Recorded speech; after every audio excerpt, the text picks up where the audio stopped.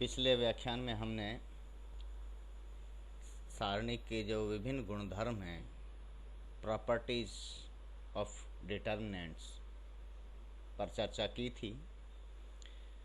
अब उनको जानने के बाद में हम सारणी का मान ज्ञात करते हैं और उससे संबंधित कुछ एग्जाम्पल हम लेते हैं।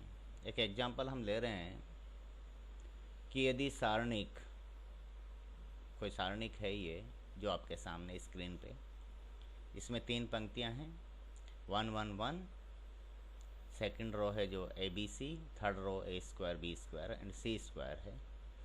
तो सिद्ध कीजिए कि इसका मान bracket A minus B into B minus C into C minus A होगा। ये आपका सिद्ध करना। चलो, तो इसको क्या करें इसके लिए। अब जो भी हम क्रिया अपनाएं, जो भी स्टेप लें, उसको हम यहाँ दिखाएं, क्योंकि एग्जामिनेशन में आप नहीं होते हैं, आपकी आंसर शीट ही बोलती है और एग्जामिनर उसको ही स्टडी करता है और उसके आधार पर असिस्ट करेगा आपको। तो हम पहले कॉलम में से दूसरे कॉलम को घटाते हैं, C1 माइनस C2।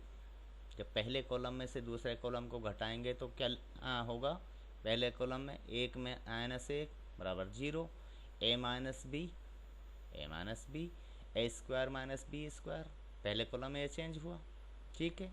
और साथ में हम यहाँ और दूसरी लिख रहे हैं कि दूसरे कॉलम में से तीसरे कॉलम को घटा दीजिए, इसमें से इसको घटा दीजिए।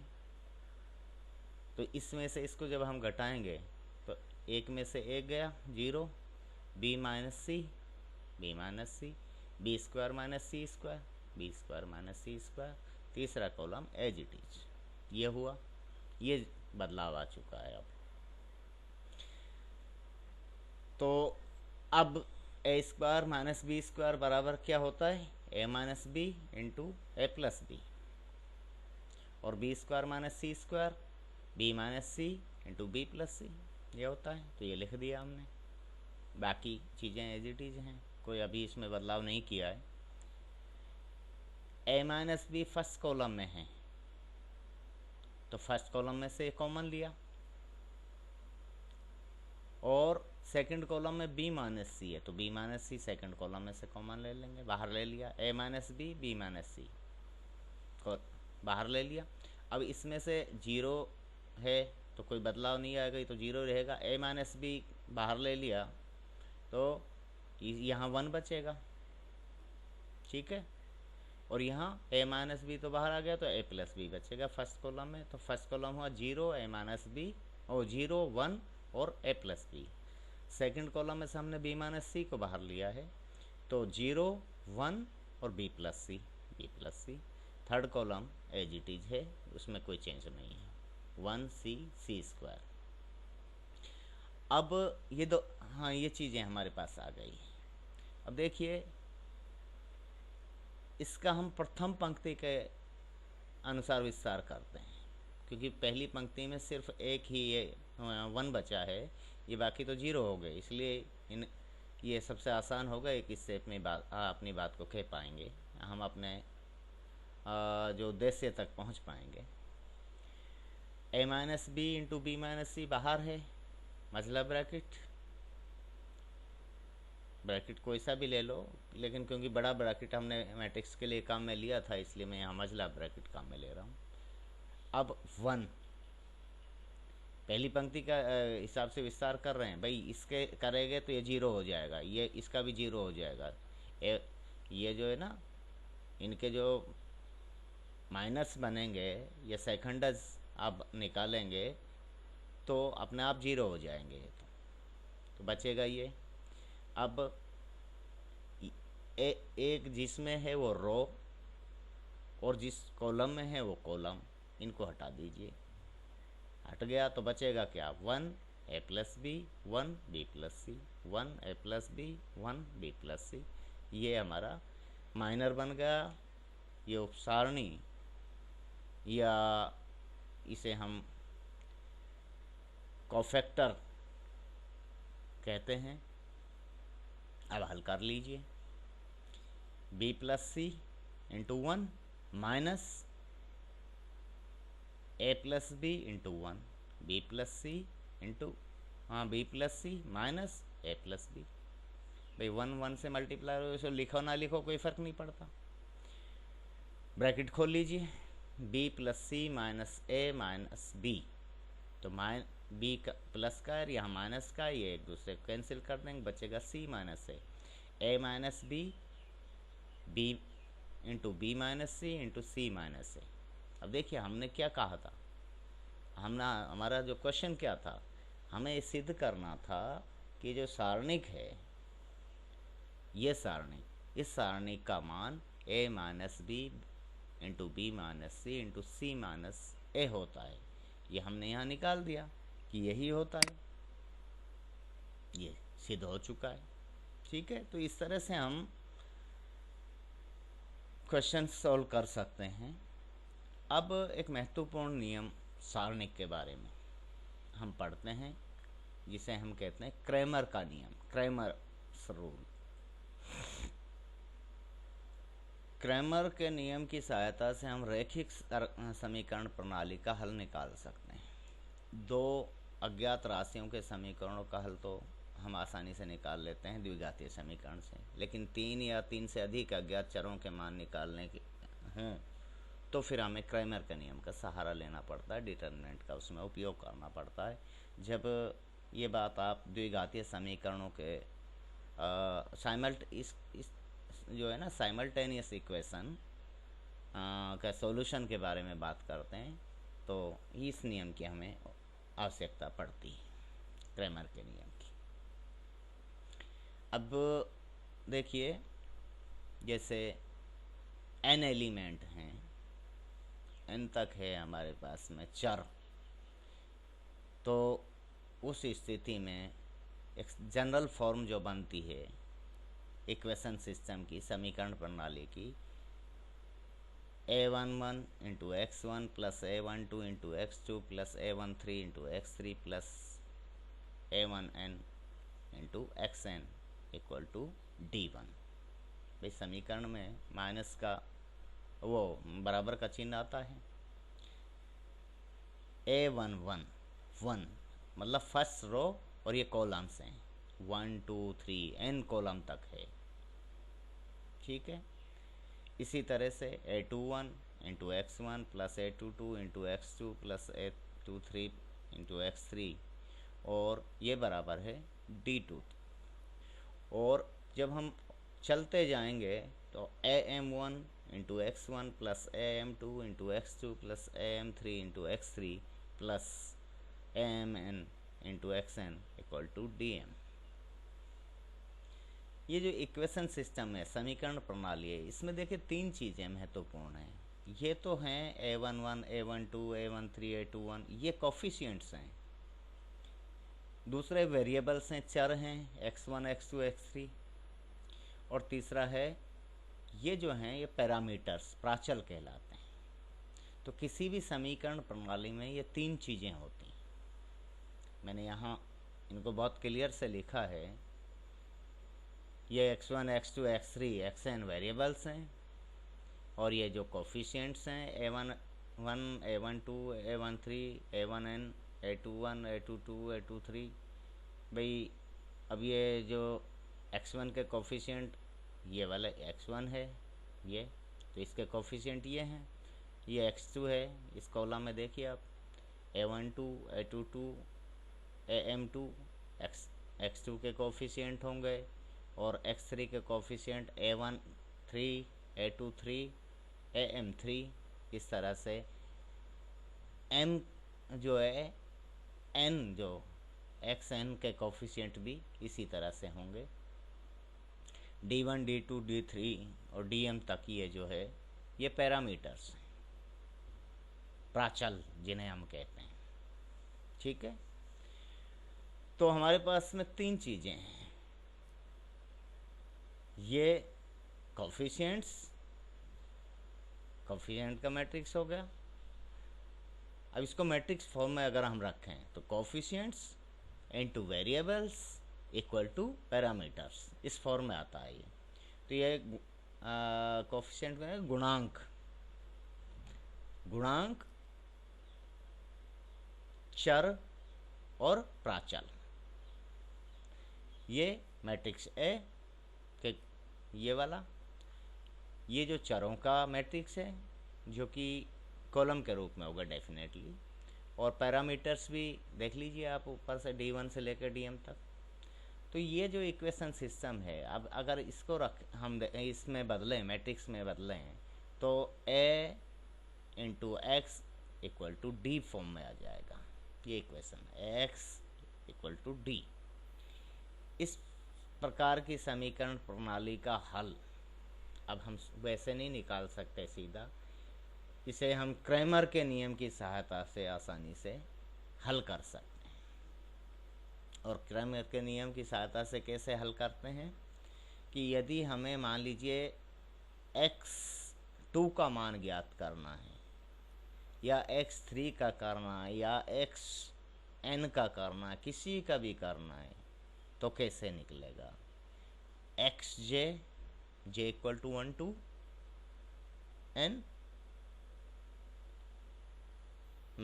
सारणिक aj बटा सारणिक a।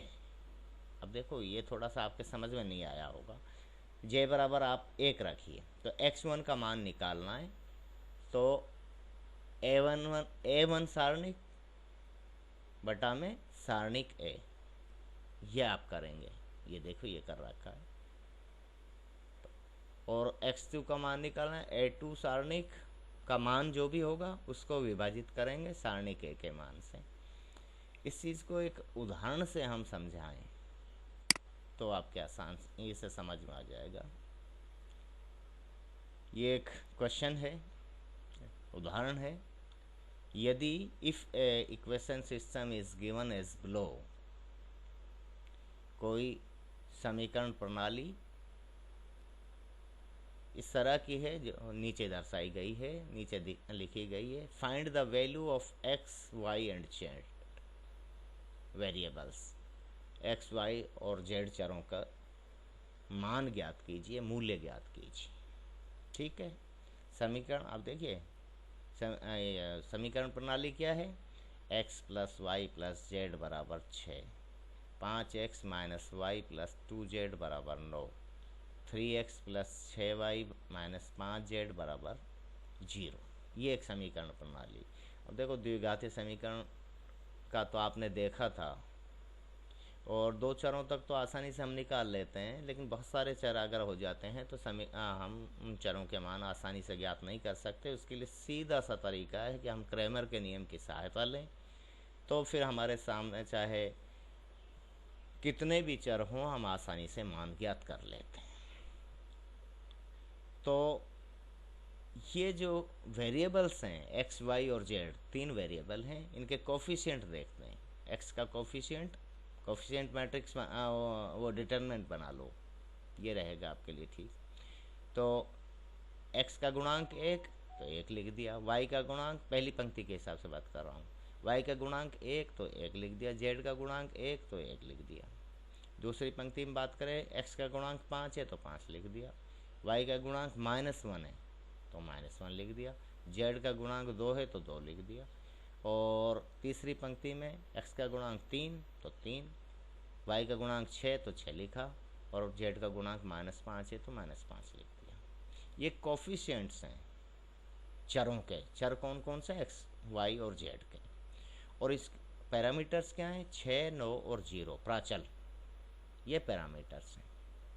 ठीक है, अभी हमने जो पिछले यहाँ देखिए, पिछले इसमें दिखाया था कि कैसे मान ज्ञात करें किसी भी चर का। जैसे x1 ज्ञात करना है तो a1 सारणिक बटा सारणिक a का मान, मूल्य या मान जो भी है, तो ऐसे ज्ञात करेंगे। अब इसको इस पर नज़र रखना बड़ा महत्वपूर्ण है और बहुत ही सिंपल है। हमें चाहिए x1 x2 तो है नहीं, इसमें x y z है, तो x चाहिए। तो x प्रथम स्तंभ का है, ध्यान रहे ये जो है इस ये रहा। तो x की वैल्यू चाहिए तो हमें x जो प्रथम स्तंभ में प्राचल के मान रख देंगे। 6, 9, 0 रख दिया। बाकी वैसा का वैसा ही रहना, इसको कहते हैं A1। ठीक है, बटा में ये सारणी, इस सारणी की वैल्यू आपको निकालनी है, अभी निकाल लेंगे। तो ये x का मान ऐसे आ जाएगा। अब कैसे निकालें? लाप्लास विस्तार कर देते हैं प्रथम पंक्ति के अनुसार। पहली पंक्ति के अनुसार इसका विस्तार कीजिए, तो 6 गुणा ये हट गई पंक्ति और ये कॉलम हट गया, -1 6 2 -5 -1 6 2 -5 -1, क्योंकि चिन्ह माइनस का होगा, माइनस चिन्ह होगा और 1 लिख दिया तो -1। तो ये पंक्ति गई, ये सम गया, 9 0 बचा, 2 -5 बचा, 2 -5 बचा, लिख दिया, +1। ये तीसरा कॉलम गया और पहली पंक्ति गई, तो 9 0 -1 6, 9 0 -1 6 निकाला साहब। अब इसको हल करिए।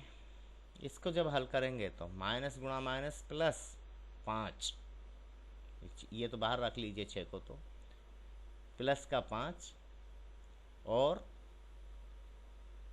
माइनस चिन्ह आएगा, 6 दूना 12, 5 प्लस का और माइनस का कितना है 12, तो माइनस का 7 बता, 7 6 42 माइनस का हो गया। माइनस चिन्ह ये है, इसको रखिए, 9 5 45 और ये 0 हो ही गया, ये माइनस का है और बाहर माइनस चिन्ह है तो प्लस का 45, यहाँ -42 था, ये 45 है, ध्यान रखना। तो यहाँ -42 और 45 प्लस का, तो बचा कितना 3। ठीक है, अब माइनस चिन्ह बाहर है,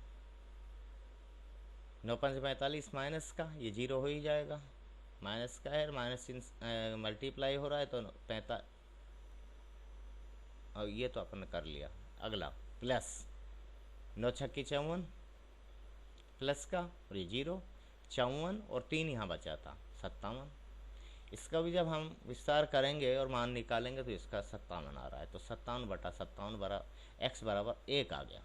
ठीक है, x का मान आ गया 1। अब आपको y का मान चाहिए। y का मान निकालने के लिए y जो है दूसरे कॉलम में है, देखो ये रहा, पहले कॉलम का चर है x, दूसरे कॉलम का y, तीसरे कॉलम का z।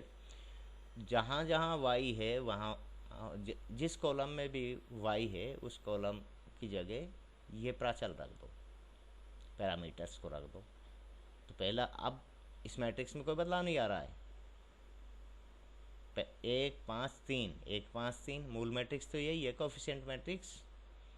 इसमें दूसरे कॉलम में हम 6 9 0 रख रहे हैं, 6 9 0, और तीसरा कॉलम ऐसा कैसा ही, बटा मैट्रिक्स ए, ओ सॉरी मैट्रिक्स नहीं, डिटर्मिनेंट सारणिक ए। ठीक है, इसका विस्तार कर लीजिए प्रथम पंक्ति के हिसाब से। जब इसका विस्तार करेंगे, इसका तो मैट्रिक्स डिटर्मिनेंट ए का मान तो 57 आ गया, यहाँ हमने निकाला हुआ है, ये तो बदलेगा ही नहीं, इसमें तो कोई चेंज आ ही नहीं रहा। इसमें जो भी कुछ बदलाव आएंगे वो हमें देखने हैं। तो इसका जब विस्तार किया है हमने, तो जो इसके माइनस बने हैं वो ये हमने लिख दिए हैं, या कोफैक्टर मैट्रिक्स, कोफैक्टर जो है डिटर्मिनेंट ये हैं, इसके डिटर्मिनेंट्स हैं कोफैक्टर, ये आए 9 2 0 -5, ये हमने लिख दिए। जब इनको सोल्व किया है तो 78/57 आया है, ऊपर का 78, ये तो फिक्स है, 57 तो सब में रहना है, तीनों में x y z में 57 से विभाजित होना, क्योंकि मैट्रिक्स ऐसे विभाजित हुआ है। इसका मान 57 है, आप निकाल के देख लो, यह निकाला है हमने। ये y का मान आ गया। z का मान कैसे निकालें? तीसरे कॉलम में z है, तो तीसरे कॉलम में z है, ये जो है तीसरे कॉलम की जगह पूरा जो कोफिशिएंट्स हैं वही उनकी जगह ये रखे जाएंगे। अब देखो कैसे कर रहे हैं हमने, पहला कॉलम में कोई बदलाव नहीं, दूसरे में कोई नहीं, क्योंकि हम मान तो तीसरे कॉलम में जो z है उसका निकाल रहे हैं, तो 6 9 0 रख दिया, और बटा में इसको A3 कहेंगे, है ना, जो वहाँ हमने पिछले उसमें दिया था, जनरल फॉर्म में दिखाया था। बटा में सारणिक ए तो जेड की वैल्यू निकालनी। इसका विस्तार जब हम करेंगे तो इसके मान आया 171 और बटा में 57। तो इस तरह से एक्स के मान आ गए 57/57, वाई का मान आ गया 78/57 और जेड का मान 171/57, 57। तो इस तरह से क्रैमर के नियम की सहायता से हम किसी भी समीकरण प्रणाली को हल कर सकते हैं। किसी भी समीकरण प्रणाली में जो चर हैं, अज्ञात चर हैं, उनके मान ज्ञात कर सकते हैं। ये होता है क्रैमर का नियम। आज के लिए इतना ही। थैंक यू, धन्यवाद।